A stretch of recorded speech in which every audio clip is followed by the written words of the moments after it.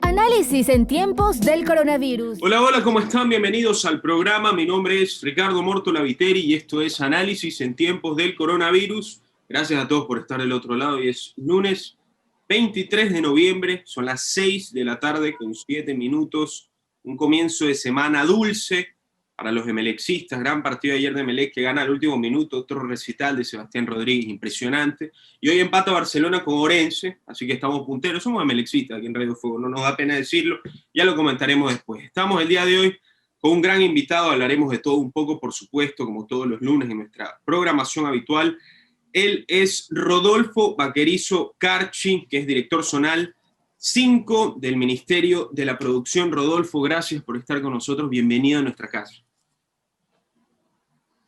De nada, encantado. Muchísimas gracias por la invitación. Y sí, comparto tus palabras. Yo también soy del bombillo, fanático, contento por el resultado de ayer. Gol espectacular al minuto 93 con 59 segundos. Estaba viéndolo con unos amigos y Juan Carlos Sanz desgritaba, ya patea al minuto 93 con 30. Yo le decía, todavía no, hasta que se nos terminó dando el gol al último segundo y lo celebramos realmente de manera eufórica. Esperamos no haber metido mayores problemas a nuestro amigo Axel Bedani, ya que se puso un poco escandalosa la cosa en su casa. Rodolfo, vamos a lo nuestro. Te pregunto, en estas épocas de pandemia, desde abril que estamos viviendo aquí en Ecuador, una anormalidad o una nueva normalidad, ¿cómo ha cambiado tu vida profesional como director zonal 5 del Ministerio de la Producción desde que comenzó la pandemia hasta este momento? Bueno, a ver, te comento. Yo la pandemia la pasé como funcionario público, pero en el Ministerio de Inclusión Económica y Social. Yeah. Entonces yo estuve en el ministerio, en el MIES, hasta finales del mes de septiembre y empecé este mes en el Ministerio de la Producción, Comercio Exterior, Inversiones y Pesca. Entonces yo realmente viví la pandemia como coordinador zonal 8 del MIES, que es Guayaquil, Durán y San Borondón, la coordinación zonal 5 del Ministerio de la Producción, Comercio Exterior, Inversiones y Pesca comprende la provincia del Guayas, a excepción de Guayaquil, Durán y San Borondón, Bolívar, Los Ríos, Santa Elena y Galápagos.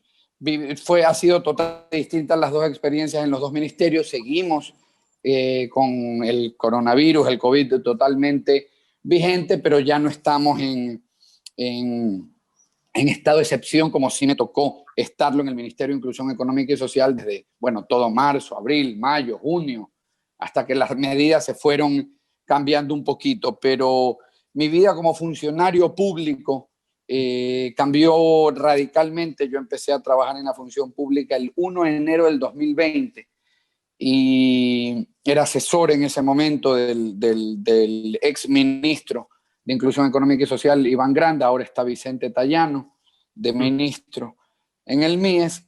Y bueno, empezó con muchísimo trabajo el año. Como era el nuevo, me encargaron una parte, un tema más o menos como del que nadie se quería hacer cargo. Lo pudimos hacer bastante bien y después el ministro nos pidió que lo representemos en la zona 8, que la coordinación zonal, además de ciertas otras funciones, su función específica es ser el representante del ministro en esa zona. Y la verdad es que me tocó con muchísimo trabajo. Los funcionarios públicos que estamos comprometidos con la función pública, que sabemos lo delicado. Yo, por si acaso, soy de la postura que creo que los funcionarios públicos deben ser mejor pagados y deben ser mejor escogidos también en algunos casos, porque la realidad es que cuando uno comprende a cabalidad el tema de la función pública y lo trabaja con honestidad y dedicación, y con honestidad sobre todo, el trabajo es muy sacrificado. En el tema del MIES, por ejemplo, la responsabilidad de los adultos mayores, de las personas con algún tipo de discapacidad, de todas las casas hogares, los orfanatos que tenía la zona 8, que tiene la zona 8, mejor dicho, fue un trabajo de las 24 horas, sobre todo durante la pandemia, incluyendo lo del teletrabajo. Entonces, mi vida cambió en ese sentido. Conocí una parte de la función pública y aprendí lo que hacía el MIES. Yo llegué al MIES realmente conociendo poco de lo que el ministerio hacía y me tocó una época muy dura, así que fue una, no sé cómo decirlo, una gran experiencia, porque sin duda lo que hemos vivido, lo que ha vivido el mundo entero, por ningún lado es algo bueno o grande, como solemos usar ese término, pero creo que me sirvió muchísimo, me puso a prueba y qué bueno haber podido servir. Rodolfo, tú justamente decías que tú eres de los que aboga porque la administración pública sea más remunerada, pero hay mucha desconfianza por la administración pública. ¿Cuáles son tus pensamientos o qué le dices a esas personas que desconfían, generalizando, porque seguramente deben haber muchas personas honestas en la administración pública, pero también en su vasta mayoría deshonestas? ¿Cómo se controla eso? ¿Qué opina usted? Sí, la realidad es que como todo en la vida hay cosas buenas y cosas malas. Por ejemplo, para alguien que llega a la función pública y le interesa poco hacer un trabajo honrado, también le molesta poco las cosas que se puedan decir o no de un funcionario público, pero la realidad es que ser funcionario público es una de las cosas que está más desprestigiada. Tú dices trabajo para el gobierno, por poner un ejemplo también el tema de la asamblea. Sí. Son cosas que inmediatamente te ponen al mismo nivel de decir más o menos que te dedicas a arrancar cosas en la esquina, pues, ¿no? Claro. Entonces, para quienes se sacrifican, sabemos que lo hacemos por un sueldo que si en la función, en el ejercicio privado, por ejemplo, tuvieras que trabajar todo ese número de horas con esa responsabilidad ante Contraloría, no solamente de dinero, sino también responsabilidad, por ejemplo, de los niños en la casa hogar, por así decirlo. Entonces, quien lo hace de manera responsable y sabe que no haría ese trabajo, esa misma cantidad de trabajo y responsabilidad en la parte privada, pues molesta y podría llegar incluso a desanimar a los funcionarios públicos honestos. Y eso es algo que tenemos que ser bastante inteligentes como sociedad. A los funcionarios públicos honestos, por más que es nuestro trabajo y es lo que tenemos que hacer, hay que ver la manera de por lo menos diferenciarlos, no aplaudirlos, no premiarlos, pero por lo menos diferenciar al momento de hablar de una manera o de la otra, porque yo no estoy casado, no tengo hijos, pero si los tuviera y la situación complicada que se está viviendo, tener un mal sueldo y que además te estén atacando como si estuvieras llevándote todo lo que puedes, podría haber quienes caen en una desesperación, en un ataque de pánico, por así decirlo, y podrían renunciar y se pierde un buen funcionario público o en el peor de los casos cometer un delito que lo va a terminar metiendo a la cárcel, porque sea el primero o el número 1000, la condena debe ser ir a la cárcel. Robarse la plata de los ecuatorianos es algo que debe dar miedo, no lo contrario. No que sea como que escojo robarle al Estado porque por ahí es medio más sencillo que robarle a una empresa. Tiene que verse totalmente distinto. Eso se da con instituciones sólidas. Por eso es que yo creo que los sueldos deben ser buenos también, por ejemplo, en la fiscalía, para los jueces. Asimismo, las sanciones mucho más altas.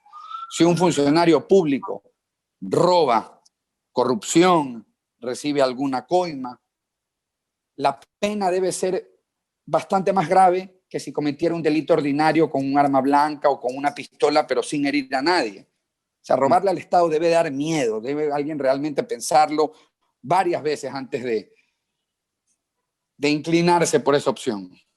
Interesante perspectiva, Rodolfo, y estoy de acuerdo contigo con lo que dices de cuán difícil debe ser para los que realmente son honestos en la administración pública, y más aún, imagínense si fuese persona de familia, sería muy complicado para ellos. Pero buena perspectiva la que nos das, porque los que estamos afuera usualmente comentamos antes de saber o decimos, bueno, todos roban ahí, es una fiesta. Te pregunto, tú que me dices que has trabajado firmemente desde el comienzo de este año en administraciones públicas, con total sinceridad, ¿cuál o cuán fácil puede ser llegar a ensuciar tus manos en administración pública? ¿Cuál es la facilidad de ejecutar coimas, de sacar de donde no debes de sacar, de robarle el dinero a los ecuatorianos? Bueno, yo creo que depende del cargo que tengas y también de la cartera de Estado en la que estés. ¿Cuál crees que es la Yo cartera de Estado? voy a hablar a ti. ¿Perdón? ¿Cuál crees que es la cartera de Estado donde más se puede aprovechar o lucrar los deshonestos? Las que más recursos tengan. Cuando tú perteneces, por ejemplo, a un ministerio que tiene que comprar mucho, es distinto a un ministerio al que no compra, por ejemplo. Ahí tienes más posibilidades de cometer algún acto de corrupción. Pero yo creo que sin duda va a depender del cargo que tengas, si tú dispones de los recursos o no, si tú mandas sobre los recursos o no. Y yo puedo hablar de la experiencia que tuve en el MIES, no donde estoy ahorita. Ahorita soy bastante nuevo. El tema del MIES estuve algunos meses, lo conozco a la perfección. Y, por ejemplo, si alguien deshonesto llegase a pasar por el Ministerio de Inclusión Económica y Social, sería fatal. Sería fatal. Yo, como coordinador zonal 8, tenía un presupuesto de $100 millones.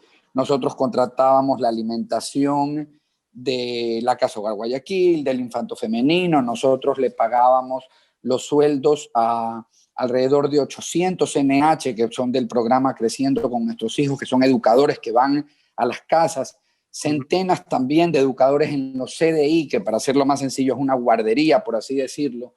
Entonces, que alguien deshonesto llegue ahí sería fatal. Es un presupuesto bastante grande. En mi caso también tocó la pandemia, donde entregamos más de 200.000 kits de alimentos entre $10 y $20 a la gente en territorio, donde llegase un infeliz que quisiera lucrar de una pandemia y de los vulnerables, porque el MIES a quien atiende es a los más vulnerables, y se le hubiera ocurrido decir, bueno, voy a llevar 50 centavos por kit, 25 centavos por kit, era alguien que podía salir con $100.000 de la pandemia y probablemente nadie se daba cuenta. Entonces, grandes responsabilidades, grandes presupuestos. Cuando se suman estas emergencias, pandemias, el control es menor. Entonces hay gente que bueno, aprovecha para hacer fechorías. Yo pude retirarme del MIES cuando presenté mi renuncia. Crucé la calle a presentarle un escrito a la Contraloría. Lo tengo aquí, el recibo, subí a mis redes sociales también, pidiéndole a la Contraloría que le haga todos los exámenes especiales a mi gestión. Hay la frase, quien dice: quien nada debe, nada teme. No es del todo cierto la realidad, porque la función pública es complicada. A veces pueden existir persecuciones, enemistades, y cuando otra persona controla la información de lo que tú hiciste, los documentos de lo que tú hiciste, estás un poquito sujeto también al buen proceder de las personas que vienen después de ti, después de ti. La Contraloría está 7 años activa después de que tú ocupaste un cargo público. Pero bueno, yo pude renunciar y pedirle a la Contraloría que me audite todas mis funciones, habiendo pasado pandemia, entregando kits en territorio, todos los presupuestos, 1.300 empleados, 100 millones de presupuesto. Y bueno, pudimos retirarnos haciendo eso. La verdad es que, como me decía mi papá, me decía, no me acuerdo de otro funcionario público que haya renunciado y pedido a la Contraloría al día siguiente que le haga todos los exámenes especiales. Yo creo que debería ser una especie de requisito, por lo menos pedirlo, porque pensar que la Contraloría va a poder hacerle exámenes especiales a todo el mundo, después la Contraloría se va a dedicar solamente a eso y ni le va a alcanzar. Pero por lo menos cada funcionario público que deja su cargo debería pegarle esa motivación extra a la Contraloría y decirle: oye, yo tenía este presupuesto, yo entregué tantos kits, audítame. No es que simplemente pasaba los papeles, audítame. Entonces, bueno, vamos a ver si la Contraloría lo termina haciendo o no, pero mi pedido está hecho y por escrito. Rodolfo, ¿qué piensa un trabajador en cartera ministerial a meses de elecciones presidenciales y a meses del posicionamiento de tu presidente? Bueno, eso también va a variar un poquito dependiendo de qué tipo de funcionario público sea. Si eres un funcionario de nombramiento permanente es básicamente, y esto lo comento no como funcionario, sino conversando aquí normalmente, en el MIES yo al principio me llevaba un poco mal con los de nombramiento permanente, ya después nos llevamos bastante mejor. El nombramiento permanente de un funcionario público que no se lo puede votar, por así decirlo. Sí. Entonces, los nombramientos permanentes han visto pasar ministros, coordinadores, han visto pasar presidentes, entonces ellos sienten que eso no los afecta tanto. Claramente, quien tiene un contrato ocasional o temporal o es alguien de libre remoción, alguien en mi cargo, por ejemplo, que es un jerárquico superior de libre remoción, a mí el ministro en el momento que él considere que ya no me necesita me pide la renuncia o simplemente me vota ese mismo día. Entonces, este tipo de cargos sabemos que al haber un cambio de gobierno, al haber un cambio de ministro muchas veces también, lo más probable es que hasta ahí llegó el trabajo. Así es. Rodolfo, vamos a lo estrictamente económico y político del país. Se habla mucho de los acuerdos que se están llevando a cabo o preliminarmente con los Estados Unidos. ¿Cómo crees que puede beneficiar en el futuro al país? ¿Y cuán importante o susceptible puede ser el cambio de presidencia que existe en los Estados Unidos con los negocios o con los tratados que se están llevando ahora con el país? Bueno, yo creo que el cambio de gobierno en Estados Unidos, si se termina de ultra confirmar el triunfo de Biden sobre el presidente Trump, no creo, realmente yo no creo que Biden vaya a tirar abajo tratados de libre comercio o acuerdos comerciales firmados con países como el Ecuador, que no tenemos ningún tipo de problema. No es que Trump está firmando un tratado económico con Corea del Norte y chuta, puede llegar a otro y fácilmente lo puede acabar. Sí. Yo creería que el problema podría ser más que quede a medio camino y cambie el gobierno acá.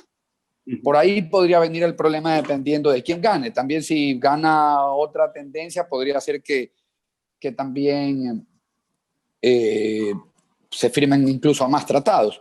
Pero en todo caso yo creo que el ministro Iván también está haciendo un excelente trabajo en el tema, bueno, en todo el tema del ministerio, pero el tema del tratado con Estados Unidos y los acuerdos y este acuerdo de primera fase que se ha firmado ha sido impecable, con resultados, con reales temas que van a favorecer no solamente a las grandes exportaciones del Ecuador, sino también, por ejemplo, a los MIPYMES, darle la oportunidad de que porque está en el tratado, Estados Unidos va a importar, porque es parte del tratado, X número de productos, tanta cantidad de esos productos que no pertenecen necesariamente a grandes empresas, sino justamente a MIPYMES y emprendedores pequeños y medianos. Entonces, creo que eso es algo bastante bueno. Creo que empezar a recorrer ese camino puede darnos nuevas posibilidades, por ejemplo, y también para continuar con el comercio entre los dos países. En el momento que ya se termine de perfeccionar el acuerdo con la Unión Económica, con la Unión Europea,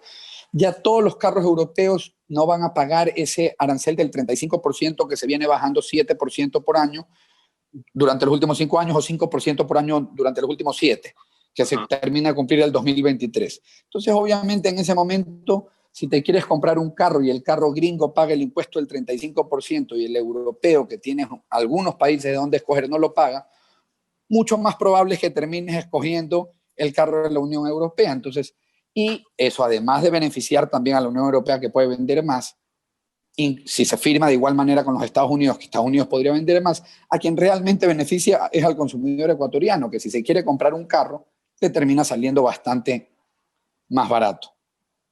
Sí, Rodolfo.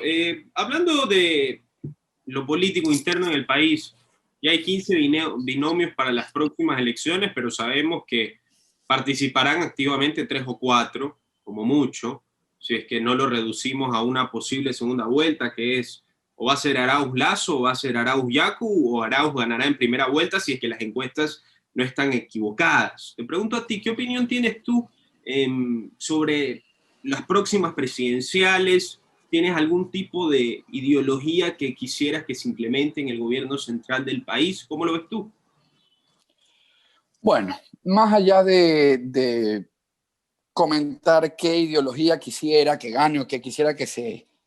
cuál ideología quisiera que se implemente, pues más o menos sería más o menos lo mismo, como que estaría diciendo por quién voy a votar. No lo hago porque trabajo ahorita en la función pública, estoy en el gobierno, pero yo creo que tú sabes por quién voy a votar. Yo creo que más allá de pensar quién quisiera que gane o qué ideología quisiera que gane, lo que sí no quisiera que pase es que los errores que ya cometimos los volvamos a cometer. Eso sí sería terrible, porque sería, como le pasa al ser humano, pegarse con la misma piedra 2 veces, es el único animal al que le pasa. Y además de eso sería haber perdido no solamente el tiempo donde nos equivocamos, sino el tiempo donde intentamos corregir el error. Sumado a una pandemia, eso podría ser un error catastrófico. Y ante cualquier posibilidad de coquetear con desdolarizar el país, creo que se convierte en algo de interés para todos. Yo creo que nadie quiere que le vuelvan a pagar o que le dejen de pagar en dólares. Nadie quiere que le paguen un sueldo que quién sabe que a las 2 semanas vale la mitad de lo que valía cuando te lo pagaron. Entonces, yo creería que esa es la mayor preocupación, no cometer los mismos errores, no perder más tiempo y empezar a seguir recorriendo un camino que nos aleje de la corrupción institucionalizada. La corrupción hay que acabarla en todas sus formas y es difícil que deje de existir por completo. Pero el primer gran paso es acabar la corrupción institucionalizada. Y bueno, yo creo que hay que seguir recorriendo esos caminos, seguir poniendo más de Ecuador en el mundo y más del mundo en el Ecuador, abrir fronteras, generar plazas de trabajo, generar inversión, tener seguridad jurídica, seguridad tributaria. Son cosas que eso es lo que tenemos que conseguir. Ver qué candidato lo podría cumplir, cuál tienes más la idea de que te va a dar instituciones realmente sólidas, porque solamente eso y el tiempo es lo que nos va a ir conduciendo al lugar donde deberíamos estar como nación, como país, que ojalá podamos llegar pronto allá. Así es. Ya para terminar, Rodolfo, justamente hablando de eso, Lenín Moreno ya se marchita en su permanencia en Carondelet. Ha sido un presidente con una tasa de popularidad bajísima, porque para los correístas, que en un principio pensaban que iba a ser el candidato de Correa y que iba a seguir con el mandato, con la ideología correísta en el gobierno del Ecuador, lo ven como el traicionero, y los del otro lado, los anticorreístas, como por ejemplo Guillermo Lasso, hace 2 días en su propuesta de gobierno, dice, aún lo mete en ese mismo costal de los correístas. Entonces de los 2 lados recibe palos. Hay un ínfimo porcentaje que lo ve como un presidente que para el bien del Ecuador traicionó a Correa y nos ayudó a no convertirnos al menos en Venezuela. Pero todos los actos de corrupción que han salido durante estos 4 años y en la pandemia realmente pues han dejado rezagada su porcentaje de popularidad. ¿Cómo analizarías, sin necesidad de tener que hacer leña del árbol caído, ni escarnecer, ni tampoco buscarle luces, pero cómo analizaría usted la presidencia que ya se marchita de Lenín Moreno en el país? Bueno, yo creo que hay que ver de qué óptica se la vea. La vemos de una manera política. Yo creo que él políticamente consiguió un objetivo. Nadie se hubiera imaginado en el Ecuador que poco tiempo después de haber dejado de ser Rafael Correa presidente del Ecuador, Alianza País iba a perder esa fuerza en la asamblea que tenía.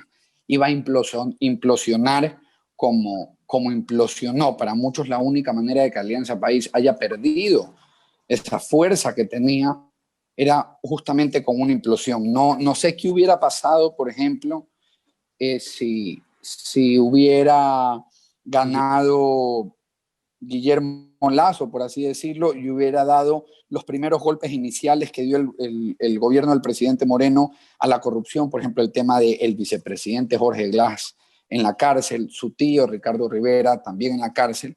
Yo creo que si eso lo hubiera hecho un presidente que no era de la tendencia de Alianza País en ese momento, hubiera causado un problema político y una turbulencia política que no la vivimos, pero que nos la reservaron para octubre. El presidente Moreno en su gobierno tuvo 2 catástrofes. dos catástrofes que son justamente la de octubre del 2019 y posterior a eso la pandemia. Es interesantísimo cómo los escenarios pueden variar tanto. ¿Qué hubiera pasado si en octubre el gobierno no cedía y se aplicaban esas medidas económicas? ¿Qué hubiera pasado con una pandemia que venía inmediatamente después, con todos esos millones de dólares que se decía se iban a ahorrar por el tema, por ejemplo, de ciertos subsidios, y cómo se hubieran podido implementar en el tema de la pandemia? Recordemos que octubre nos costó un carajal de plata. Entonces, ¿quién sabe si el gobierno aguantaba lo que pasó en octubre y unos meses después hubiera podido decir, realmente miren cuánto nos sirvió haber ahorrado este dinero y haberlo usado en la pandemia? Claramente ahí también entra el punto de vista, sí, pero con tanta corrupción que hubiera pasado igual con ese ahorro, hubiera terminado haciendo ahorro. No, bueno, pero eso ya es otro tipo de discusión. Pero creo que el presidente Moreno tuvo dos escenarios bastante complicados. Tuvo un escenario rarísimo. Lo que se vivió en octubre fue extremadamente raro. Creo que si tú y yo y las personas que están en Radio Fuego cogemos y marchamos hacia la Contraloría, ni siquiera la Contraloría en Quito, sino contra la coordinación aquí, la regional aquí, que está frente a San Marino, la policía nos dispara. O sea, si nosotros intentamos tomarnos, no digamos el Congreso, pero la gobernación, y si le queremos prender fuego a alguna institución pública, yo creo que nos van a disparar. Sí. Entonces, realmente se vive una especie de anarquía en la región. El presidente Moreno, eso pudo haber sido un golpe de Estado, pudo haber terminado siendo derrocado, sobrevivió a eso.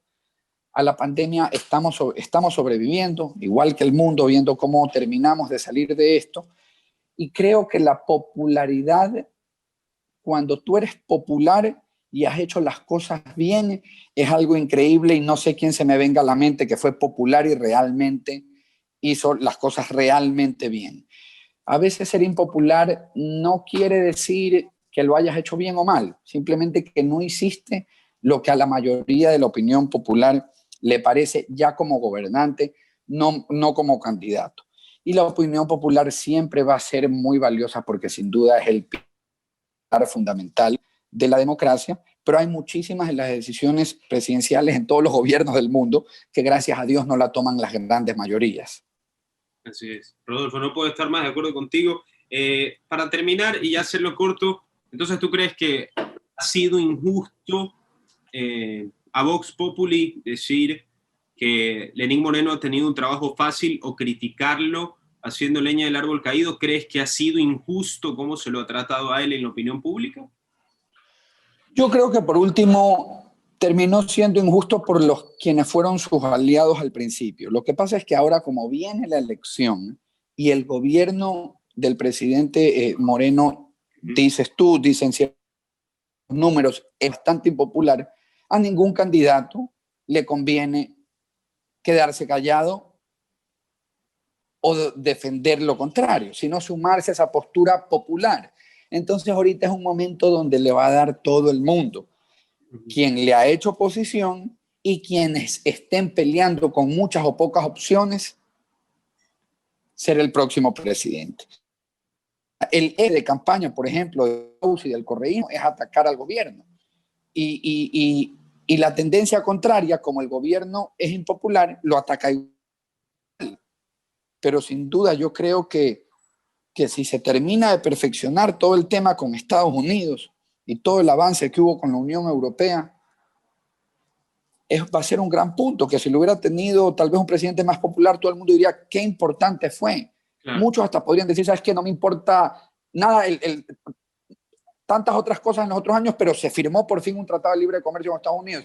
Creo que ni eso le van a dar al presidente Moreno, pero todos los que estamos ya en la función pública y que nos gusta la política, sabemos que eso muy probablemente termine siendo así. Así es, Rodolfo. Cuánta razón. Rodolfo Vaquerizo Carchi, muchas gracias por estar con nosotros aquí en Radio 6.5. Gracias a ti y que viva el bombillo. El viernes jugamos contra el Mushuk Runa en Ambato en la noche. Tenemos que ganar para venir afilados al clásico, que no vamos a poder estar ahí, pero en ese estadio maravilloso que tu viejo lo construyó.